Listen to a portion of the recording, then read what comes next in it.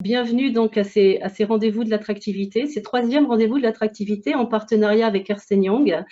Aujourd'hui, comme vous avez pu le voir dans l'invitation, ils sont donc dédiés, vont s'articuler donc en deux parties. Le baromètre de l'attractivité, vous avez vu, c'est l'actualité de la semaine et Marc Lermite va nous le présenter. Et un témoignage également, une illustration d'une entreprise à capitaux étrangers qui a choisi un territoire, celui de Rion-Liman-Volcan, le biopôle Clermont-Liman, pour y implanter et faire une extension de son activité. Donc, un témoignage de Pascal Villeman qui va nous expliquer les raisons pour lesquelles ils ont fait le choix de ce territoire et de cet investissement. Et puis, il nous a paru aussi important, un peu plus d'un an après la crise sanitaire et économique, de faire un point sur le sujet de la relocalisation. Et là, c'est Adrien Chazelle, donc Ernst & Young, qui est ici, qui va donc présenter cette deuxième partie. Donc, je ne veux pas être plus longue, simplement vous redire que le replay évidemment, de ce webinaire, vous l'aurez à la suite, et qu'il vous sera également envoyé dans notre newsletter Invest qui partira lundi. Voilà, j'en dis pas plus, qu'on a déjà pris du retard et j'en suis encore absolument désolée. Je laisse du coup les intervenants, peut-être je passe la parole à Marc Lermite, vous dire peut-être juste rappeler qu'avec cet outil-là, vous ne pouvez pas prendre la parole. En revanche, vous pouvez poser vos questions dans le chat et nous ferons donc le lien avec les intervenants si vous avez des questions. Voilà, je laisse la parole à Marc tout de suite parce qu'on a déjà pris du retard. Bon webinaire à tous. Merci Sonia et bonjour à tous. Et donc ravi d'être avec vous ce matin. On va essayer de faire les choses bien et un peu en accéléré pour voilà, les impondérables techniques, ça arrive tout le temps chez EY, je peux vous rassurer, vous inquiéter. Donc on va avec Quentin, Adrien, essayer d'animer cette matinée en imaginant qu'on termine pas trop après 11h30, Sonia, avec une première partie où je vais vous donner un peu la photo générale. Vous l'avez peut-être vu dans la presse en tout début de semaine. Donc, c'était lundi, le jour de la sortie de notre baromètre annuel. Vous savez qu'il y a d'autres études qui approfondissent la question sur les territoires, sur les questions de la relocalisation, de l'industrie, de plein de secteurs d'activité sur lesquels nous sommes intervenus, puis d'autres études évidemment produites ou observations produites par d'autres. Donc, ce que je vais essayer de faire, c'est vous donner vraiment la vue d'avion, mais qui est intéressante pour une région leader, une région pays, comme on dit, et qui doit s'inscrire dans le contexte de transformation des entreprises internationales, le climat de l'investissement. Sans plus attendre, Quentin, je pense que c'est toi qui fait bouger les slides. Tu peux les mettre en plein écran ou pas. Premier élément, rapidement, le contexte général. Vous voyez là le nombre de projets qui atterrissent en Europe depuis 15 ans. C'était important de vous montrer un peu la tendance longue. Pourquoi? Pour bien sûr confirmer que l'année 2020 était une année de réduction assez forte des investissements internationaux en Europe, implantation, extension d'usines, de centres de recherche, de centres de services, de plateformes logistiques, toute nature. Il y en a eu un peu plus de 5500 quand même en 2020, donc beaucoup de dynamiques produites par des entreprises qui avaient des projets, qui ont encore des marchés, qui bien sûr ont été extrêmement perturbés, pour certaines tout à fait arrêtés par la crise. Mais en termes de volume d'investissement, au nombre de projets, c'est probablement un peu plus fort en montant et un peu plus fort en emploi, mais c'est à peu près de même nature et dans les mêmes volumes que la crise financière. Je crois que c'est la première info, donc c'est assez massif. Et bien sûr, ça s'adresse aux 3 pays qui concentrent à peu près 50% des investissements. La France reste en tête, ça a été évidemment un enseignement, une news, comme on dit, importante relevée par les médias et puis par un certain nombre de leaders politiques qui s'en sont réjouis, pas seulement au niveau national d'ailleurs. Et vous voyez que la courbe, donc elle maintient la France d'une courte tête devant le Royaume-Uni qui ne s'écroule pas complètement et devant l'Allemagne qui reste l'économie la plus résiliente. Le PIB n'a chuté que de 5% en Allemagne. L'économie est restée très exportatrice. Je remonte, le Royaume-Uni amortit assez bien le choc du Brexit, le deal apparaissant à la fin de l'année. Et une grande partie des réorganisations à la fois de banques, mais aussi d'industrie, s'était produite sur les 2-3 dernières années.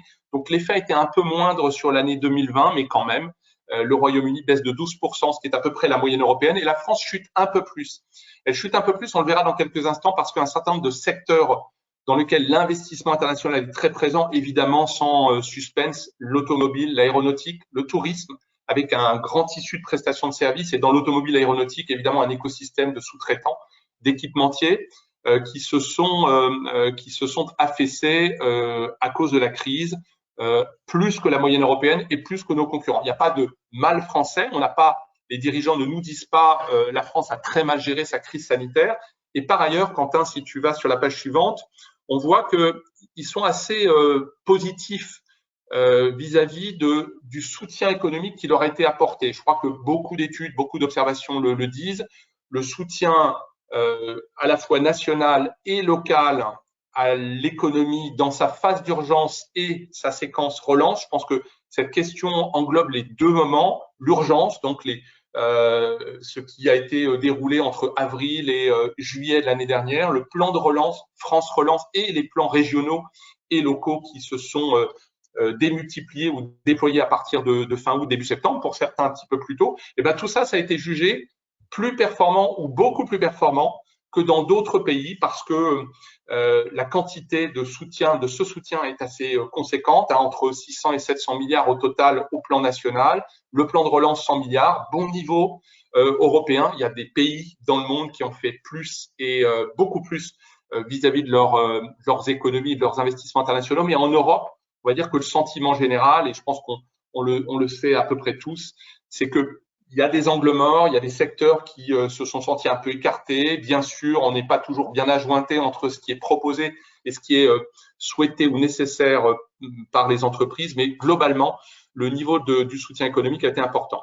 Si on avance un petit peu pour que j'essaie d'accélérer, voilà un petit peu la photo en face claire et en face sombre. La face claire à gauche, il y a un certain nombre de secteurs dans lesquels l'investissement a continué à se produire, même plus en 2020 qu'en 2019. Vous le voyez sur la partie gauche. Il y a, en gros, si je décode, c'est ce tableau à gauche. On aime bien les chiffres chez EY, donc vous en aurez un peu ce matin. À gauche, vous avez deux ensembles qui ont fonctionné avec un supplément d'investissement très fort, et on va le voir aussi en Auvergne-Rhône-Alpes. C'est d'abord le secteur de la santé. Première et dernière ligne, le secteur de la santé, pharma, équipement médical, a produit un peu plus de 100 investissements, nouvelles implantations, extensions en 2020. Alors bien sûr, il y a un effet Covid, il y a eu de la fabrication de vaccins, il y a eu des productions de masques, d'appareils respiratoires, mais pas que. Il y a une dynamique sur les industries de la santé en général qui se produit depuis déjà 4 ou 5 ans, qui profite aussi à la région et qui là s'inscrit bien au niveau national avec un des rares secteurs qui ont produit de l'investissement supplémentaire en 2020 et une deuxième catégorie qui est en fait tout ce qu'il y a au milieu, qui procède un peu d'une économie résidentielle, très très tirée par l'explosion du e-commerce. Voilà les deux secteurs, enfin les deux raisons pour lesquelles vous avez ameublement, tous les services de utilities, la banque en ligne, l'habillement et la distribution qui ont des projets plus importants apportés par des investisseurs étrangers. Je rappelle qu'on n'est pas là sur les groupes ETI ou PME d'origine française, mais sur des entreprises venues d'ailleurs qui prennent leurs décisions souvent en nous comparant à d'autres sites et qui, dans ces secteurs tirés par le e-commerce, qui ont sans doute aussi profité d'une consommation évidemment un peu plus résidentielle, un peu plus à la maison, se sont bien comportés avec des entreprises qui se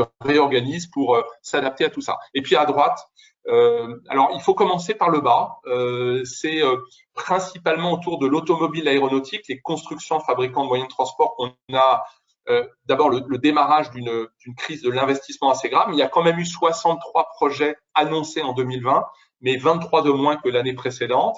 Et ça entraîne toute la chaîne de sous-traitance, à la fois de services industriels, le transport, la logistique, tout en haut, les services aux entreprises, les SS2I, la relation client, la sécurité, la maintenance. C'est en fait là que les dégâts, si je peux me permettre le mot, sont les plus importants.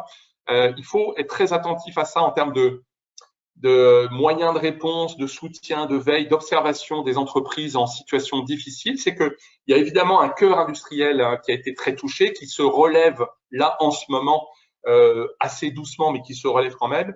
Mais de notre point de vue, c'est dans l'ensemble de l'écosystème et notamment dans le monde de la prestation de services, dans l'industrie des services, que les dégâts sont importants. Il faut savoir que, par exemple, une plateforme SS2I, une plateforme IT d'un grand outsourceur comme CGI ou Wipro d'origine étrangère. Évidemment, on pourrait parler d'autres qui sont tout à fait nés en France. C'est 100, 150, 200, 300 emplois, souvent dans des agglomérations moyennes, pas uniquement au cœur des métropoles. Donc là, il y a un effet qu'il faut arriver à absorber et sans doute essayer de rassurer les porteurs de ces projets. Si j'avance un petit peu, je crois qu'on va rentrer dans la région. Pas tout de suite. Juste une perspective sur 2021. En fait, là, les baromètres, les aiguilles commencent à remonter assez nettement. Là, on a le résultat sur la partie haute en fait de la question posée aux dirigeants sur la modification de leur projet en 2021. Question posée en avril. Si on la posait maintenant, je pense que la partie bleue, qui est en fait la partie positive, serait un peu plus importante, c'est-à-dire le maintien ou l'augmentation des projets. On a en fait des dirigeants encore en attente, un peu prudents sur l'année 2021 et les perspectives qu'on voit dans nos cartons, chez nos clients, je pense chez vos partenaires aussi, c'est que c'est autour de la première partie 2022, peut-être à l'été 2022 pour un certain nombre de secteurs on reviendra dans un moment très différent. On en parlera sans doute un petit peu plus loin. Le mode de fonctionnement sera différent. Sur Auvergne-Rhône-Alpes, je vois, Quentin, que tu accélères, tu as raison, c'est sur la page suivante. On reste en deuxième position. La région reste solidement accrochée à sa deuxième position. Vous voyez que sur les trois grandes régions très européennes que sont Île-de-France, Auvergne-Rhône-Alpes et Hauts-de-France, j'oublie pas les suivantes, mais je sais à qui je parle aujourd'hui. On est là en fait dans le trend national. Le trend national, je vous le rappelle, c'est moins 18 et c'est exactement le taux de chute de l'Île-de-France et des Hauts-de-France. Et bon an, mal an, c'est à peu près ce que fait Auvergne-Rhône-Alpes. Donc là, il y a un effet évidemment de cause et d'effet dans un sens ou dans l'autre, mais la région reste bien accrochée sur le podium national et figure dans le top 10 des régions européennes en matière d'accueil. 126 projets dans nos comptes. Alors c'est un peu différent des observations de Business France et je pense de l'agence parce qu'on a un périmètre un peu différent, mais on utilise énormément, même intégralement, les chiffres de Business France. Donc, je pense de l'agence pour figurer finalement un périmètre un peu plus restreint, un peu plus sévère peut-être que celui de nos partenaires, notamment agences d'attractivité nationales ou régionales. Si on avance, Quentin, pour essayer de terminer, vous avez une plongée là, c'est sur la partie droite, donc sur les pays investisseurs. Intéressant de noter que à l'inverse, au contraire du trend national, l'Allemagne est très présente. Au niveau national, c'est d'abord les États-Unis, à peu près 20-22% des investissements. Là, on a l'Allemagne et les États-Unis au coude à coude. Je ne sais pas s'il faut tirer grande leçon de tout ça. Vous ne voyez pas le Royaume-Uni, qui est historiquement un investisseur assez important en France et je pense dans la région, qui évidemment ne s'est pas produit, investissement qui ne s'est pas produit ces dernières années et notamment pas en 2020. On voit qu'il n'y a pas beaucoup de pays asiatiques en ce moment. Sur les secteurs, il n'y a pas de grande différence avec le champ national. Le nombre de projets, la colonne grise, montre à peu près le même tiercé du nombre de projets avec des tendances négatives ou positives qui ressemblent à peu près à ce que je vous ai décrit sur le champ national. Peut-être un surcroît d'investissement en Auvergne-Rhône-Alpes sur la pharma, puisqu'on était à 3 projets en 2019 et on est sur 10 en 2020, avec probablement, si on avait mis l'équipement médical pour faire une grande industrie de la santé, un podium assez différent avec, je pense, les industries de la santé en tête. J'avance, je me souviens plus exactement du slide qui vient après, mais je pense que je vais m'en sortir. Pour terminer, Quentin, si tu veux bien avancer sur le prochain, si tu m'entends encore. Voilà, je termine sur cette première séquence un peu vue d'avion, comme je le disais, et c'était l'exercice, je pense, intéressant. Puis la presse a fait beaucoup, et puis vous pouvez trouver sur le site d'EY tous les commentaires, et s'il faut les préciser, on sera évidemment à votre disposition. Je pense que c'est intéressant de vous donner ce qui nous paraît en discussion aujourd'hui parmi les entreprises, groupes, ETI et PME. C'est pas un point de vue d'élu, c'est pas un point de vue, même s'il est tout à fait respectable, de consultant, c'est ce que nous disent les dirigeants par nos enquêtes sur les enjeux, leurs attentes.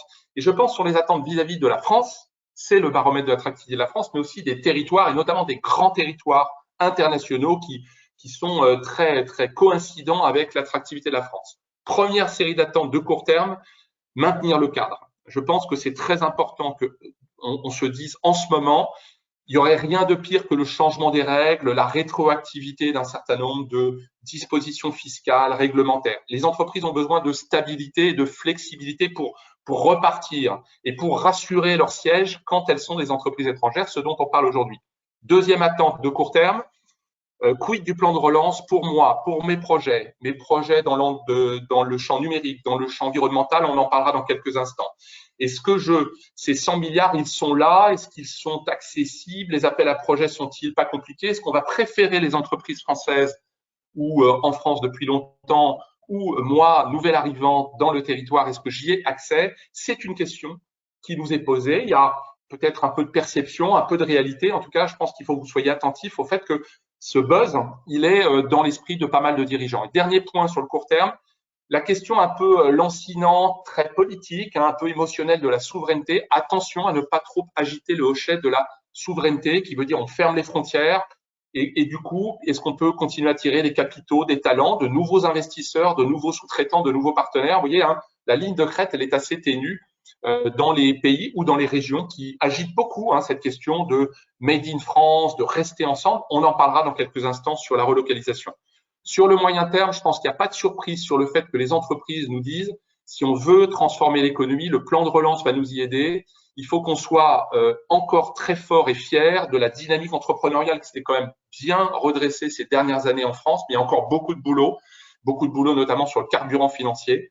Sur l'innovation et la R&D, attention, il y a peut-être des signaux faibles d'un faiblissement de notre attractivité parce que le crédit d'impôt recherche, c'est plus la martingale absolue, il est beaucoup copié parce que on voit aussi pendant la crise notre ADN scientifique, technique, notre capacité à faire de la recherche et puis à la mettre en marché, elle a été un peu mise à mal. Il faut se dire que ça vient aussi peut-être dans ce buzz.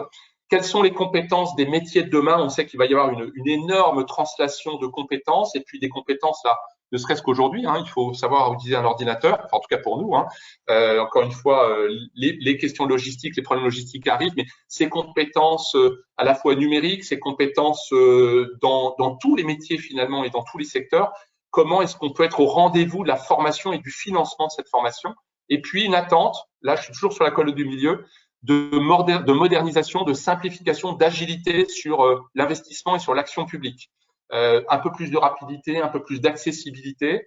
Bon, c'est une attente un peu lancinante et importante qu'il faut entendre en tant qu'acteurs publics, acteurs territoriaux, sur cette agilité, cet esprit dont on va avoir besoin en France. Sur le long terme, j'en termine par là. Je voulais commencer par ce qui nous semble nous être un Big Bang dont l'ampleur, le terme de déploiement est encore en discussion. Je veux bien sûr pas parler de la réforme de la fiscalité internationale. On peut penser qu'elle va être assez favorable à l'attractivité de la France dans la mesure où on fait partie des pays qui ont un peu à gagner de l'augmentation, en tout cas de l'établissement d'un taux minimum d'impôt sur les sociétés, mais aussi d'une fiscalité qui se rapprochera des pays de marché. Aujourd'hui, vous le savez, l'optimisation fiscale fait qu'on peut être dans un pays qui n'est pas un gros marché, mais qui a une fiscalité très favorable. Donc, dans la réorganisation des sièges, des centres de recherche et développement, des back-office qui facturent à des filiales, il est probable que la France et l'Allemagne, qui ont été très au soutien de ce plan d'OCDE, très au soutien du grand coup de pouce qu'a donné le président Biden, il va y avoir énormément de changements des règles du jeu et donc il faut être très attentif à ça et savoir parler à ces investisseurs avec cette langue. Et j'en termine par probablement ce qui est le plus important, mais je sais qu'on en parlera beaucoup cet après-midi ou plus tard et dans les jours qui viennent. Deux très grandes transformations à l'œuvre. Donc, elles sont partout dans toutes nos entreprises, chez tous les dirigeants et notamment d'entreprises étrangères. Les marchés se digitalisent, le télétravail impose des technologies collaboratives très différentes, de l'automatisation pour gagner un peu de compétitivité toujours, notamment dans l'industrie, mais aussi dans les services, ne pas oublier les services, de l'innovation, donc c'est de l'omnitechnologie. 43% des dirigeants nous disent que c'est le premier enjeu, le plus important, celui qui s'impose à eux, accéléré par la crise, pas créé par la crise. Et donc ça, il faut l'avoir absolument en tête. De même que le dernier point, qui est évidemment un enjeu central, c'est l'application évidemment d'une appétence consommateur, de consommer local, de consommer durable, appétence citoyenne, des collaborateurs dans nos entreprises. On est très poussé dans certaines entreprises par des collaborateurs qui nous disent que faites-vous réellement, nos dirigeants, pour adapter notre entreprise, notre modèle aux nouvelles exigences, aux nouveaux enjeux climatiques, énergétiques. Et donc ça s'impose d'autant plus aux entreprises que la réglementation comptable et financière change énormément. Donc c'est ça que je voulais dire, ça devient sérieux quand ça rentre dans les comptes. la taxonomie européenne, le fait que les agences de notation, les investisseurs regardent absolument en ce moment. Et donc, il y a une adaptation très forte. Et j'en termine par là. Qu'est-ce que ça veut dire pour un territoire? Ça veut dire qu'en fait, sur la technologie comme sur la durabilité, il va probablement y avoir dans le prisme des dirigeants qui ont des choix à faire, des arbitrages à faire en ce moment et pour les 2-3 années qui viennent, de relocalisation, de fermeture de sites, d'augmentation de capacité, une prime à ces territoires ou à ces pays, mais je pense aux territoires régionaux aussi, qui facilitent la transformation technologique par les compétences, les infrastructures, peut-être une culture aussi technologique, et qui facilitent la transformation environnementale. Il ne s'agit pas de dire on est vert, on est un territoire de mobilité douce, mais qu'est-ce que vous faites réellement pour que dans mes comptes et dans mes process, cette transformation très complexe, que je souhaite, mais qui est très complexe et très coûteuse, elle soit facilitée. Voilà, j'en termine. Sonia, Quentin, pour laisser la parole à mes successeurs et peut-être au débat. Merci. Merci Marc, pour ces enseignements. Effectivement, je pense qu'on peut passer à la deuxième séquence de notre webinaire aujourd'hui sur l'attractivité des territoires en déclinant ces propos que Marc nous a tenus de manière finalement un peu plus opérationnelle, en voyant comment ça se traduit sur les territoires, en donnant la parole à un investisseur qui a choisi justement d'investir en France et plus particulièrement en Auvergne. Donc, je vais donner la parole à Pascal Villemagne. Bonjour, merci d'être avec nous. Vous êtes président de Carbogène AM6, qui est une société suisse, qui désormais fait partie d'un groupe international, l'USMAS Carbogène AM6. La société donc est basée près de Bâle, en Suisse alémanique, compte 1000 collaborateurs, présents sur 3 continents et dont l'Europe et donc maintenant désormais dont la France. Vous êtes sous-traitant de l'industrie pharmaceutique dans la fabrique de médicaments, hein, Marc l'a dit. La santé est à l'honneur dans notre baromètre de l'attractivité de la France paru lundi, 58 projets rien que sur la santé en 2020 contre seulement 26 en 2019, c'est plus du double. La crise y est pour quelque chose, mais pas uniquement, c'est aussi des tendances de plus long terme. Vous nous direz dans quelques instants sans doute quelques mots sur cela. La France est numéro 1 en Europe sur les sujets de santé. Pour en revenir au projet, donc votre projet a été annoncé en juillet 2020. C'est un projet qui finalement a été acté un petit peu avant le Covid. 47 millions d'euros d'investissement sur le sol français, visant la création de 60 emplois d'ici 2023-2024. Alors, Monsieur Villemagne, ma première question serait, je vais fusionner mes 2 premières questions finalement pour qu'on aille un petit peu plus vite, mais pourriez-vous nous décrire un petit peu plus en détail votre projet d'implantation, comment il s'inscrit dans la stratégie internationale de votre groupe, et enfin, quels ont été les éléments qui vous ont conduit à faire le choix de la région Auvergne-Rhône-Alpes? D'abord, bonjour et merci pour cette invitation. C'est un bonheur de pouvoir promouvoir la relocalisation et l'investissement en France, et notamment en Auvergne-Rhône-Alpes.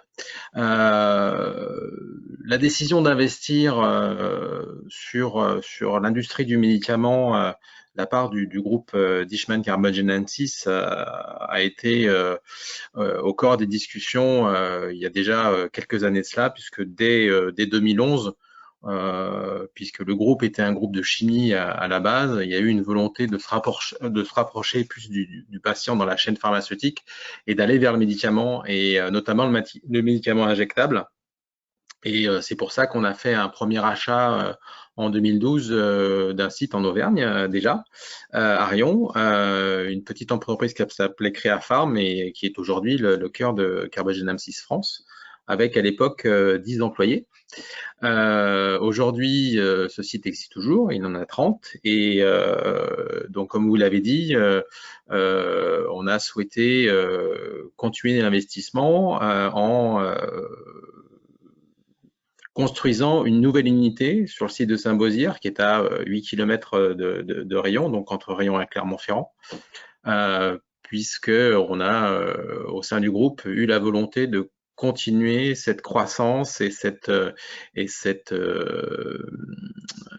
direction vers le patient, en accroissant nos capacités et en ayant un site, on va dire, avec plus d'automatisation, avec 2 lignes de production qui permettront de sortir quelques centaines de milliers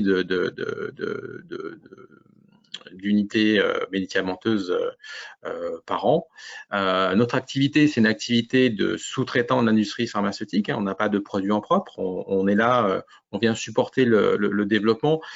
Aujourd'hui, les gens sont plutôt au courant de notre vocabulaire, puisque à cause de la crise sanitaire, les gens ont bien compris qu'il y avait une phase clinique avant une phase de commercialisation. Donc nous, on est vraiment sur la phase clinique, et c'est vraiment là qu'on intervient et qu'on vient supporter les grands laboratoires. Donc ça rentre complètement dans cette stratégie. Alors pourquoi la France et pourquoi l'Auvergne? La principale raison, c'est l'expertise, c'est le savoir-faire. La France a la chance et l'avantage d'avoir un historique et un savoir-faire dans ce domaine qui est très ancien. Le premier vaccin, c'est Pasteur, c'est la France. Les premières recherches sur les antibiotiques, sur les médicaments, c'est aussi en France qu'elles ont pu prendre cœur. Donc, on a vraiment un savoir-faire à défendre. Alors oui, aujourd'hui, on a peut-être perdu un petit peu de terrain, et on l'a vu avec la crise sanitaire et le vaccin, mais on garde avec Sanofi un fleuron de l'industrie pharmaceutique, et on sait qu'ils sont en train de travailler eux aussi sur un vaccin. Après, quand vous faites de la recherche, il faut aussi avoir un petit peu de chance. Tout le monde le sait, donc là, nous en avons eu un peu moins, bon, la prochaine fois. Mais on sait qu'on peut s'appuyer sur une expertise et une formation de nos pharmaciens qui est de tout premier ordre, et ça, c'est ce qui a fait remporter la décision de venir et continuer ces investissements en France. Et qu'est-ce qui explique, selon vous, justement, que la France se classe finalement de plus en plus aux premières places sur les sujets de santé dans les investissements internationaux? Je ne l'ai pas dit, mais la France, en fait, regroupe 40% des investissements internationaux sur les sujets liés à la santé et ce qui est un petit peu connexe. Donc, par exemple, les équipements médicaux, les équipements chirurgicaux. Donc, c'est bien plus que d'abord le poids démographique de la France en Europe, et c'est aussi bien plus que son poids économique, je dirais, en Europe. Qu'est-ce qui explique, en plus de ces raisons, du coup, ce succès de la hexagonale sur ces deux domaines, selon vous? Une fois encore, hein, l'expertise et le savoir-faire, on avait un tissu économique dans la santé qui était extrêmement important, qui malheureusement, avec le vent, à partir des milieux des années 90 et jusqu'au milieu des années 10, le vent de la productivité, le vent de l'efficience achat, où beaucoup se sont tournés vers des pays dits à low cost et sont allés chercher de la main-d'œuvre à bas coût en Inde ou en Chine. On a perdu un peu de terrain. Par contre, on a su résister, on a su garder quand même quelques entreprises, et on a surtout su garder ce savoir-faire. Et le savoir-faire est toujours là. Et donc aujourd'hui, quand on se remet en perspective d'une relocalisation, parce qu'on a bien vu les limites de la délocalisation avec des productions qui peuvent être à plusieurs milliers de kilomètres, et donc une logistique qui devient très très complexe quand le système se grippe. On a tout intérêt à revenir. Et on s'est aussi aperçu, il faut être très honnête avec tout le monde ici, que gérer un sous-traitant à plusieurs milliers de kilomètres, c'est compliqué. Ça reste compliqué, même si les plateformes aujourd'hui numériques vous permettent d'avoir des contacts plus facilités. Rien ne remplace quelques journées d'audit, des discussions en face à face. Et quand vous avez vos sous-traitants à l'autre bout de la planète, ça devient très très compliqué. Bon, en plus, le choc des cultures, le choc du langage, la barrière du langage n'aide pas. Donc, il y a un vrai levier à revenir en Europe, au sein des marchés. En plus, l'Europe, géographiquement, elle est quand même au carrefour entre les grands marchés américains et asiatiques. Donc, on a aussi une vraie carte à défendre sur ce positionnement géographique, et on reste en termes de population le plus grand marché mondial. Donc il y a les feux sont ouverts pour qu'on vienne se réimplanter en Europe, parce que ça fait extrêmement sens. La géographie, le savoir-faire qui est toujours là, la formation, la productivité. La France reste l'un des pays les plus productifs au monde. Alors certes, quand on va dans certains pays, les gens ont tendance à dire ah oui, mais vous les Français, vous travaillez que 35 heures par semaine. Alors oui, sur le papier et dans le fait, on travaille peut-être que 35 heures, mais on est 70% plus efficace. Donc il y a aussi ce pan de l'efficacité qui est reconnu. Et puis il y a aussi, et ça fait aussi pencher les décisions dans la balance, la French Touch, le fait que quand on a défendu par exemple notre projet auprès de nos investisseurs indiens, le fait de dire bah, ça va être en France, il y avait quand même une certaine fierté de le mettre en France, parce que pour les Indiens qui sont un peu francophiles, l'art de vivre à la française, ça voulait aussi dire quelque chose. Donc ça reste des données soft, mais elles ont quand même leur importance, et elles permettent quand même de faire tourner des décisions. Donc c'est tout à fait à prendre en ligne de compte. Et sur le volet relocalisation, j'ai effectivement une dernière question qui, je pense, fera bien le lien justement avec la dernière séquence de ce webinaire. On parle beaucoup de l'appétence du consommateur à consommer français. Est-ce que vous, sur le secteur de la santé, vous notez qu'il y a une appétence particulière, en tout cas sur ce secteur-là, des consommateurs français, ou en tout cas européens, à consommer local, à consommer français, notamment d'un point de vue confiance dans le produit. C'est vrai que la santé, c'est pas n'importe quel produit, et je pense que le volet confiance compte beaucoup, et on le voit beaucoup dans la campagne vaccinale actuellement contre la Covid-19. Quelle est finalement l'importance de ce volet appétence du consommateur, confiance dans le produit pour rapatrier, ou en tout cas créer des activités de production en France et en Europe, dans votre secteur? Alors, comme vous l'avez dit, le médicament est un produit très très à part. Il reste une entité extrêmement spécifique, extrêmement réglementée, et en effet, il y a une dimension confiance. Et vous l'avez dit, on le voit très bien avec la campagne vaccinale, et tout à chacun a pu expérimenter le fait d'en parler en famille avec des amis, et de voir des gens extrêmement confiants qui ont aucune crainte et qui vont se faire vacciner sans trop se poser de questions, et beaucoup qui se posent des questions, puis finalement qui vont se faire vacciner, mais tout à chacun se pose cette question: est-ce que finalement ce vaccin est bien réalisé? Comment il est réalisé? Et alors évidemment, comme je fais partie du secteur, je suis souvent interrogé, mais tu penses quoi de tel vaccin ou de tel vaccin? Et c'est vrai que quand je dis, bah, vous savez, le vaccin Pfizer, en fait, il est fabriqué en France par une société qui s'appelle Recipharm dans le Val-de-Loire.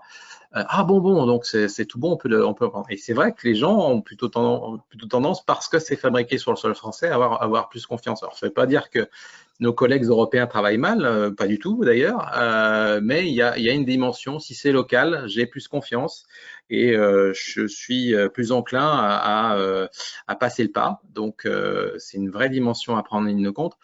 Après, c'est vrai que sur un médicament que vous allez chercher dans une pharmacie, il n'est pas forcément écrit stricto sensu, fabriqué en France, comme on peut le voir sur d'autres produits, bien sûr.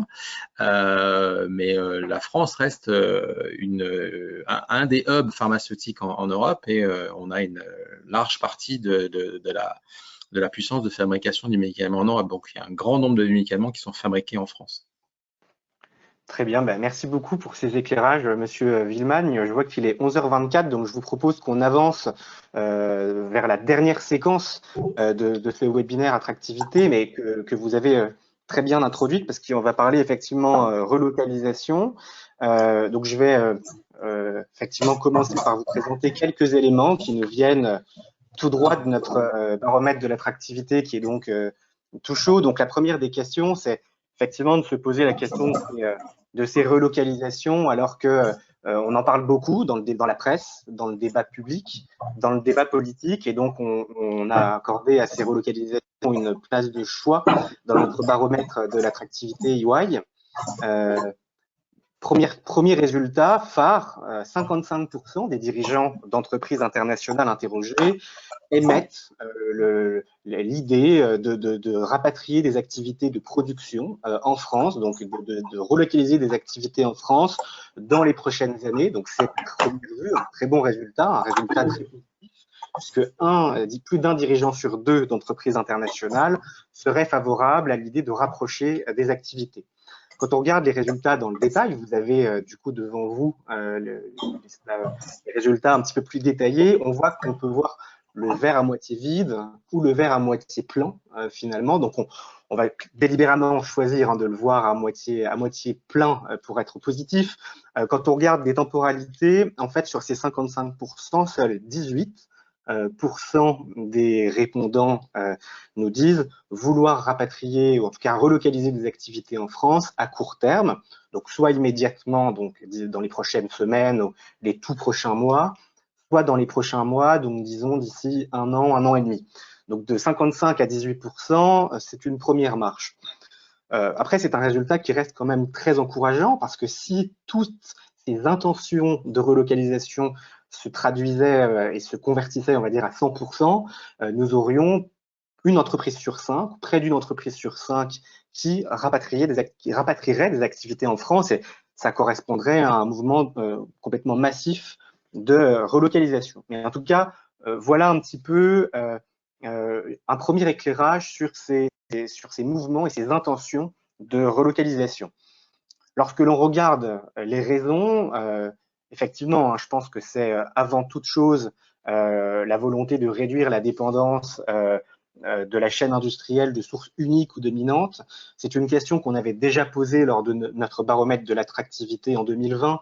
Alors, on était au plus fort de la crise. La Chine avait été effectivement confinée, c'est plus du tout la même chose aujourd'hui, mais elle avait été confinée un petit peu en avance de phase, et on s'était effectivement rendu compte, enfin les entreprises s'étaient rendu compte finalement de cette faiblesse d'avoir parfois des sources uniques ou dominantes. Mais ce résultat était bien différent. On avait près de 80% des dirigeants qui nous disaient la réduction de la dépendance à un ou deux pays est notre priorité. Donc là, on a un résultat un petit peu plus nuancé. 39%, ça reste néanmoins une priorité et on considère que ça va le demeurer dans les années suivantes. On voit simplement que dans les moyens de mettre en œuvre cette réponse, la seule relocalisation n'est pas finalement la seule solution évoquée. On a finalement toute une palette de solutions qui permettent de réduire la dépendance. La relocalisation des activités fait partie. Vous voyez, à 20%, on retrouve l'ordre de grandeur précédent. Mais finalement, on voit que cette question du rapprochement, en tout cas de la relocalisation, s'apprécie peut-être aussi à l'échelle du continent européen tout entier que à la simple échelle finalement nationale. Ce ne sera pas une réponse uniquement nationale, ça va dépendre des activités. Et donc c'est pour ça qu'on parle de nearshoring finalement pour rapprocher les supply chains et puis augmenter donc du coup la présence industrielle en France. Ensuite, il faut rappeler les freins qui seront ceux d'une relocalisation vers la France ou même vers l'Europe. D'abord, des projets de relocalisation, évidemment, ça coûte très cher. C'est des projets qui sont absolument pas anodins à mettre en place. Donc, ça prend du temps. Deuxième chose, effectivement, lorsque l'on parle relocalisation, on met sur la table le problème de la compétitivité coût de l'Europe et de la France, puisque c'est synonyme d'un renchérissement d'abord des coûts de production, c'est tout à fait naturel, et donc par conséquent des coûts de revient. Et enfin, ça pose la dernière question qu'on évoquait déjà un petit peu tout à l'heure avec Monsieur Villeman, qui est l'acceptabilité, la volonté du consommateur final, ou d'ailleurs des industriels également, à payer un prix un petit peu plus élevé pour payer le Made in Local, Made in France, Made in Europe. Alors, vous le voyez à l'écran, 85% des Français se disent, dans un récent sondage, favorables à une production un petit peu plus en France, même si les prix sont plus élevés. Ça reste effectivement à traduire dans les faits et je pense que effectivement ça va concerner peut-être un certain nombre de secteurs comme le luxe, l'habillement, l'agroalimentaire ou effectivement la santé dont on parlait tout à l'heure, où l'appétence des Français à consommer un petit peu plus local est un petit peu plus avérée. Donc moi je vais m'en arrêter là pour cette brève introduction. Je vais donner la parole à Adrien qui va nous parler un petit peu de la manière dont tout ça se matérialise sur le volet relocalisation, mais surtout sur le volet implantation d'entreprise, puisqu'Adrien travaille donc dans une équipe au sein d'EY qui accompagne les entreprises de toute taille, hein, notamment les PME et dans tous les territoires, à l'implantation, notamment d'un point de vue financier. Donc la question, c'est de savoir comment, d'un point de vue opérationnel, tout ça se traduit et quelles sont finalement l'évolution des critères d'implantation et d'un point de vue opérationnel des entreprises suite à cette crise sanitaire. Donc Adrien, je te cède la parole. Merci Quentin, bonjour à tous. Donc je vais vous parler de deux projets qu'on a pu accompagner récemment sur le territoire français. Et notamment un projet qui concernait une unité d'assemblage de vélos en Occitanie et un autre projet qui était une unité d'assemblage de véhicules sans permis électrique et de vélos à assistance électrique en Nouvelle-Aquitaine. Tout d'abord, les facteurs qui ont poussé à s'implanter en France et non pas à délocaliser leur production autre part dans le monde ou particulièrement en Asie, c'est un marché intérieur, c'est un produit qui allait fonctionner en France. Donc, sur le vélo, par exemple, c'est duel combiné à un mode doux qui s'est développé à la suite de la crise sanitaire. La voiture électrique, on a la voiture sans permis particulièrement. On a Citroën qui a lancé en 2020 sur un marché qui est en pleine croissance. Et les parts de marché, c'est le véhicule sans permis électrique est que très peu présent. Et donc, c'est un point très important dans ces délocalisations ou d'implantation, c'est que le marché, les buts de cette portée finale, et que ces produits, enfin, ça se décline vraiment tout d'abord au national avant de s'exporter. Et ça, c'est lié directement aux attentes des consommateurs, parce que c'est les consommateurs français qui justement remontent à ces chefs d'entreprise, à ces porteurs de projets, qu'ils veulent acheter des produits fabriqués en France, ils veulent réaliser des achats responsables, et même si le prix de vente un peu plus élevé est un peu plus élevé.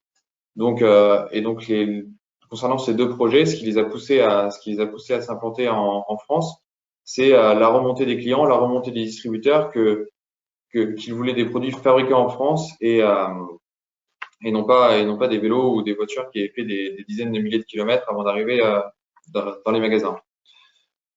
Ensuite, comme le disait Monsieur Villeman tout à l'heure, la production en France permet d'avoir un pilotage plus efficient et entraîne une meilleure maîtrise de la production et de la qualité des produits. Pourquoi? C'est parce que justement là, il y a une centralisation des fonctions managériales qui est possible lorsqu'on produit et les unités d'assemblage sont en France. Une meilleure coordination, un gain en réactivité et un gain en flexibilité, un lien des équipes managériales directement avec les équipes de production.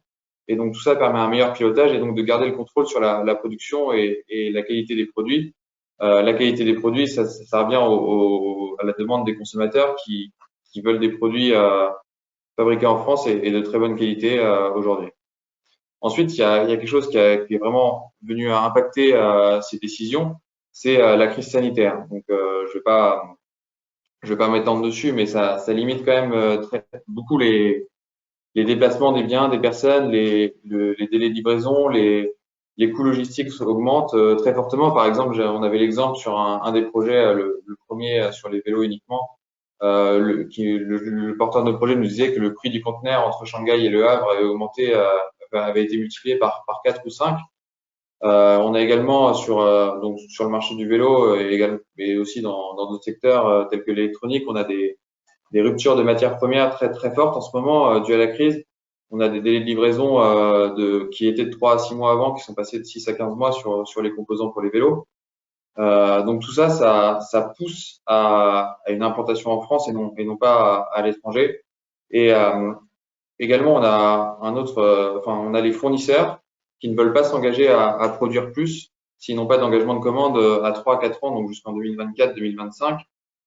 Donc c'est quand même une prise de risque, un engagement de commande à 5 ans, qui n'est pas non plus acceptable pour les porteurs de projets et les unités d'assemblage en France. C'est pour ça qu'aujourd'hui on a ces délais de livraison et donc la crise sanitaire qui est vraiment venue impacter ces décisions d'implantation ou de relocalisation. Ensuite, on a également sur ces secteurs-là, et j'insiste sur le fait que ce sont ces secteurs-là parce que je pense que les implantations et les relocalisations doivent être focalisées sur des secteurs qui sont sur certains secteurs et non d'autres, c'est ça que je veux dire. Et donc, on a des écosystèmes qui sont en cours de structuration sur ces deux secteurs et notamment sur le vélo, avec de nombreuses filières, de nombreuses vallées qui sont en train de se structurer en France. Et on a un exemple en Auvergne-Rhône-Alpes avec la vallée de la Maurienne. On a notamment des entreprises telles que Maquin qui fabriquent des roues de vélo et également des machines pour assembler ces roues. On a également Mavic et La Pierre qui sont installés en Auvergne-Rhône-Alpes et qui participent à cette filière du vélo en Auvergne et on a également d'autres filières en France. Et tout cet écosystème permet de générer des synergies et d'augmenter la qualité de production, d'aboutir encore une fois à un meilleur produit. Et on a aussi un deuxième phénomène, c'est qu'on a des secteurs qui sont en difficulté, tels que l'aéronautique et l'automobile, et des compétences qui proviennent de ces secteurs qui sont très fortes et en lien avec le secteur du vélo et le secteur de la voiture électrique. Je prendrai un exemple assez simple, c'est que les cadres de vélo de très bonne qualité sont en carbone et pour ce qui s'agit de la peinture des cadres en carbone, les compétences venant de l'aéronautique sont très prisées parce qu'en fait c'est les mêmes matériaux qui sont travaillés dans les deux secteurs.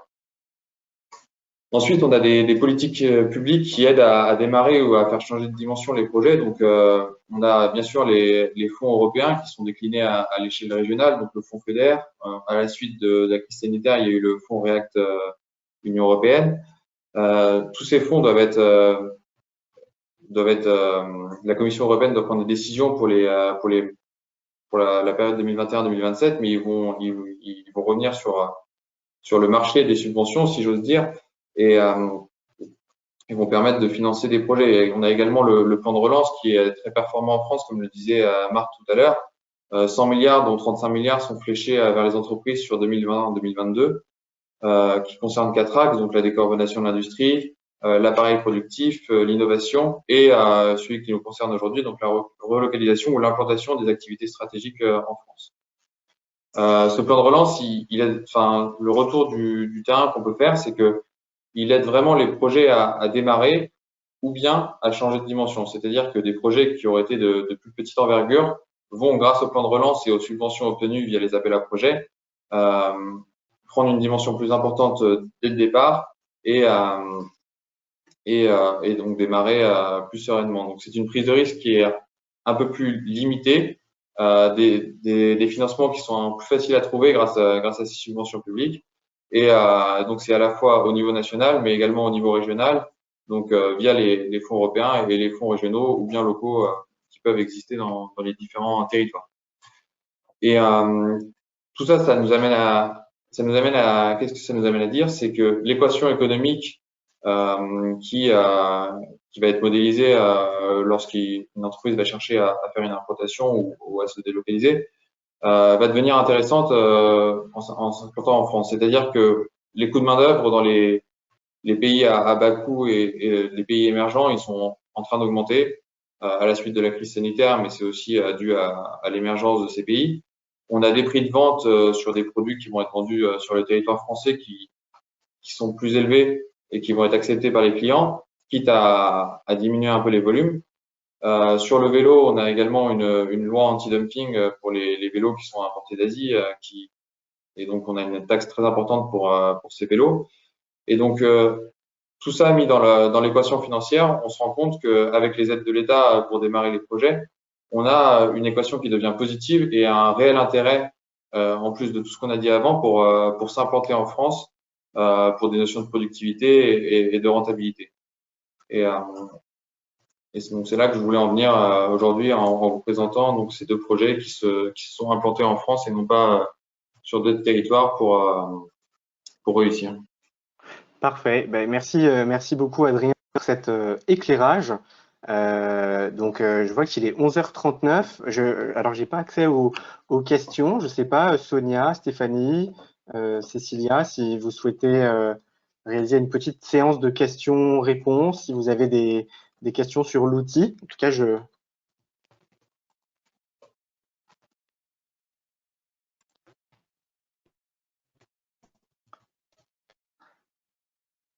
sinon, ce que je vous propose, c'est effectivement, étant donné qu'il est 11h40, effectivement, il y a eu un petit décalage au début, c'est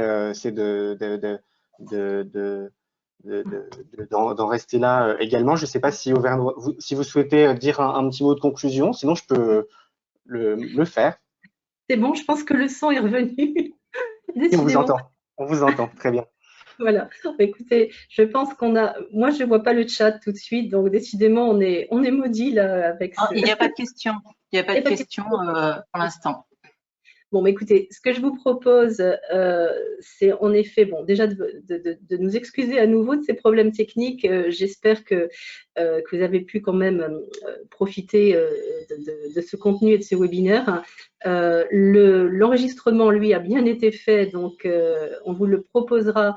Il vous sera envoyé, évidemment, et à ceux peut-être qui n'ont pas pu se reconnecter, parce que je pense que ça n'a pas été évident pour tout le monde. En tout cas, merci à tous les participants. Merci à tous, je ne vais pas tous vous citer. Et puis, le prochain webinaire, vous savez que ces rendez-vous sont trimestriels. Donc, le prochain aura lieu en septembre. Nous n'avons pas encore la date, mais dans notre prochaine lettre d'attractivité, nous vous proposerons donc une date. La thématique vous sera également indiquée à ce moment-là. Merci encore à tous et je vous dis donc à très bientôt. Merci. Merci, au revoir. Merci à tous. Merci, au revoir. À bientôt. Au revoir. Merci, au revoir.